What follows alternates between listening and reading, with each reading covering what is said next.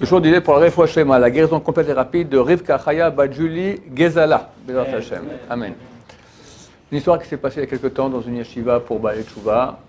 Un jeune homme arrive, non religieux, il est au courant de rien, il ne sait rien, mais il est intéressé à connaître la Torah. Il s'assied avec un rabbin, il pose des questions, beaucoup de questions comme ça. Et il pense c'est quoi le Talmud, on le présente, il regarde comme ça, il voit un traité, Megillah, on explique un peu comment ça fonctionne. Bon, il parle hébreu, hein, c'est israélien. La Gemara est écrite en hébreu, en araméen. Aujourd'hui, il y a des traductions, Schuttenstein, etc. Comme il y a quelques-unes en français, il y a tout en hébreu. Bon, merci, au revoir. De temps en temps, il appelle le rabbin, il pose des questions. Un mois et demi après, il appelle le rabbin et lui dit Kvod Harav, je vous invite chez moi ce soir, je fais un Sioum Masechet. J'ai terminé le traité Megillah. Le rabbin, il est sifflé, extraordinaire. Bon, je viens. Il arrive là-bas, et il y a la famille, etc. Alors, il voit le papa du garçon, le non-religieux classique, quoi. Crâne rasé, boucle d'oreille, encore même boucle de dents, d'accord, enfin un peu tout ce que tu veux, boucle sur le piercing sur la langue, enfin tout ce que tu veux. Je rajoute dans l'histoire, je ne connais pas les détails, bon, un non-religieux classique. L'oncle, le frère du papa, un chassid, grande barbe, péote, super noir religieux. Il ne comprend pas. Bon, le Sioum Masechet, et après, l'oncle se met à parler, le religieux. Il dit, je remercie Hachem. C'est extraordinaire. Voilà mon frère. Nous venons d'une famille super religieuse, de chassidim.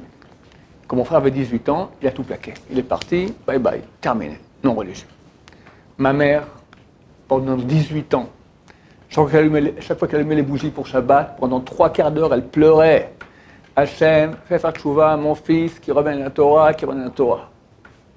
Après, elle est décédée, Miskena. Chaque Shabbat, pendant 3/4 d'heure, elle pleurait à l'entrée du Shabbat pour qu'il fasse tchouva.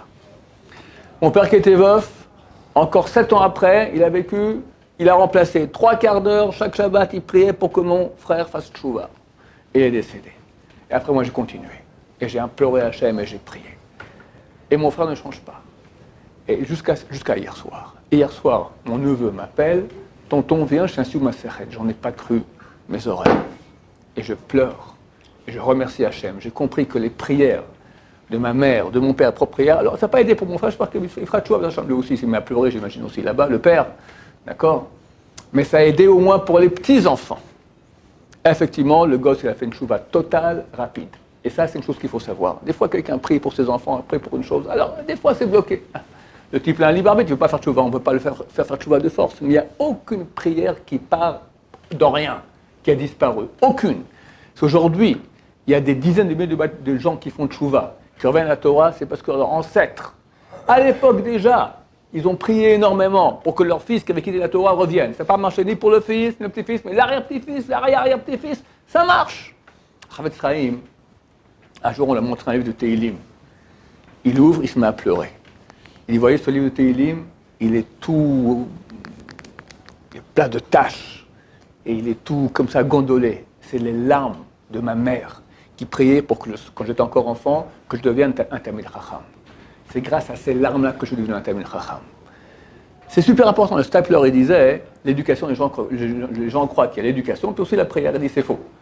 60% de la réussite d'un enfant, c'est la prière. 40%, l'éducation. Il se peut que quelqu'un va prier beaucoup, et ça ne marchera pas. Parce que l'enfant, il a un libre arbitre aussi, d'accord? Il va quitter la Torah. Mais aucune prière n'est perdue. Ça n'existe pas une chose pareille. Et ça reviendra à Bézat Hashem. Baruch Adonai, l'olam, amen, amen.